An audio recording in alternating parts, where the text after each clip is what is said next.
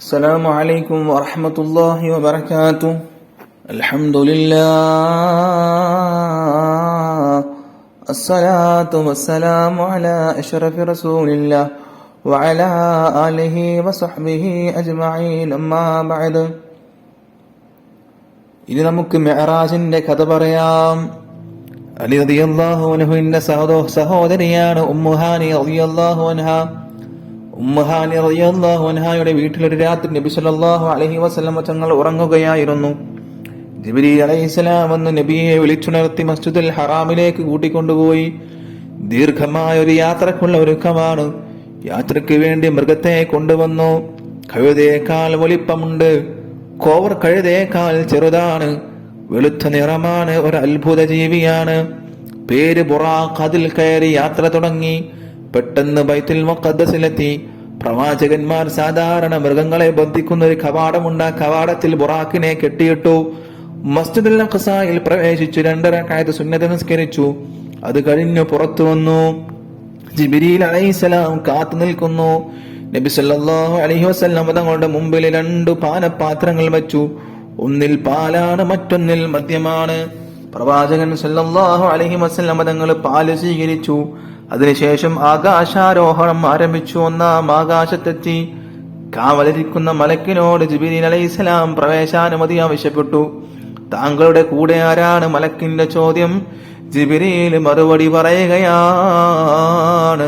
അത് അഷ്റഫുൽ ഖൽഖ് ത്വാഹ റസൂലുള്ളാഹി സ്വല്ലല്ലാഹു അലൈഹി വസല്ലം തങ്ങളാണ്. ലോകത്തിന്റെ നായകന് സ്വാഗതം, അഷ്റഫുൽ ഖൽഖിന് സ്വാഗതം. ഒരാൾ അവിടെ ഇരിക്കുന്നു. ജിബ്രീൽ അലൈഹിസ്സലാം പരിചയപ്പെടുത്തി, മാനവകുലത്തിന്റെ പിതാവായ ആദം നബി അലൈഹിസ്സലാമാണിത്, അഭിവാദ്യം ചെയ്യൂ. നബി സല്ലല്ലാഹു അലൈഹി വസല്ലം തങ്ങൾ അഭിവാദ്യം ചെയ്തു. പ്രത്യഭിവാദ്യം എന്ന നിലക്ക് ആദം നബി അലൈഹിസ്സലാം പറഞ്ഞു, ഉന്നതനായ പുത്രന് സ്വാഗതം, റസൂലുള്ളാഹി സ്വല്ലല്ലാഹു അലൈഹി വസല്ലം തങ്ങൾക്ക് സ്വാഗതം. പിന്നീട് 2-ാം ആകാശത്തെത്തി. അവിടെയും മലക്കുകളുടെ ചോദ്യവും ഉത്തരവും നടന്നു. യഹ്യ നബി അലൈഹിസ്സലാമിനെയും ഈസാ നബി അലൈഹിസ്സലാമിനെയും കണ്ടു, അഭിവാദ്യം ചെയ്തു.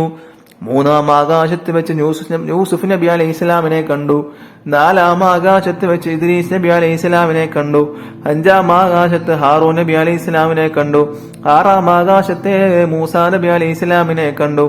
7-ാം ആകാശത്ത് ഇബ്രാഹിം നബി അലൈഹിസ്സലാമിനെ കണ്ടു. കണ്ടുമുട്ടിയ എല്ലാ പ്രവാചകന്മാരെയും അഭിവാദ്യം ചെയ്തു. അവർ പ്രവാചകനെ സ്വാഗതം ചെയ്തു.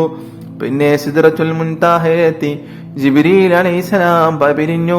ഇനി ഒറ്റയ്ക്കുള്ള യാത്രയാണ്. സർവശക്തനായ അല്ലാഹുവുമായി സംഭാഷണം നടത്തൂ. അങ്ങനെ നടന്നു. അഭൗതികവും അമാനുഷികവുമായ കാര്യങ്ങൾ. തിരികെ യാത്ര ആരംഭിച്ചു. 6-ാം ആകാശത്ത് വെച്ച് മൂസാ അലൈഹിസ്സലാമിനെ വീണ്ടും കാണുന്നു. അള്ളാഹുവിന്റെ സന്നിധിയിൽ നിന്നും എന്തൊരു സമ്മാനവുമായിട്ടാണ് താങ്കൾ വരുന്നത്? മൂസാ നബി അലൈഹിസ്സലാം ചോദിച്ചു.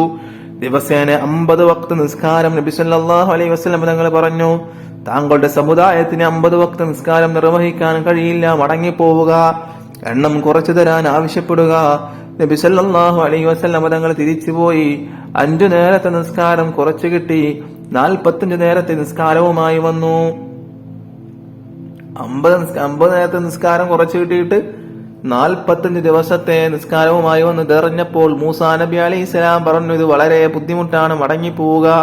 50ഉം 45ഉം നിങ്ങളുടെ സമുദായത്തിനെ കൂടെ നിസ്കരിക്കാൻ കഴിയില്ല.